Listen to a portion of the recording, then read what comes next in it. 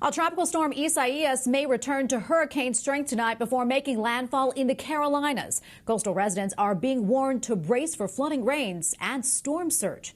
Correspondent Mark Irons reports. Mark? Tracy, hurricane warnings have been issued in both North and South Carolina. Isaias did damage this weekend in Puerto Rico and the Bahamas. And now aid groups like Catholic Charities are preparing for this storm while also trying to manage the coronavirus.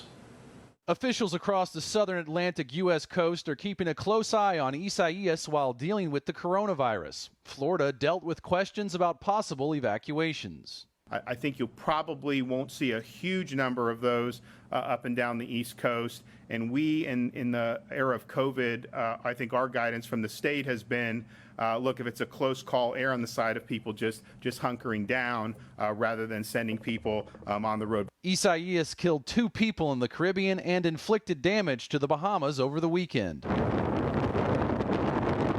The storm brought heavy rain and flooding to Florida even after weakening to a tropical storm. Its most damaging winds remained offshore. As Florida battles the coronavirus, Governor Ron DeSantis reminds Floridians to be prepared during hurricane season. You should have 7 days of food, water, and medicine. You very well may experience power outages, so just be prepared for that. The Diocese of Raleigh, North Carolina was impacted by Hurricane Matthew in 2016, Hurricane Florence in 2018, and now juggles a coronavirus response coupled with the potential threat looming from Isaias. We've actually been preparing for something like this all summer. Daniel Altano is the Director of Disaster Services for Catholic Charities in the Diocese of Raleigh. Distribution points are typically set up after storms.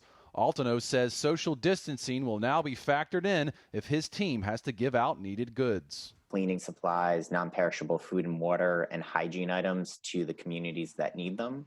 And so we're looking to limit crowds, limit interaction, and get those materials and those supplies to families in a safe way.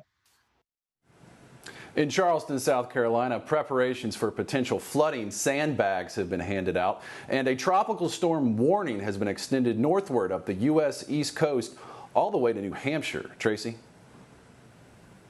Correspondent Mark Irons reporting for us tonight. Thanks so much, Mark.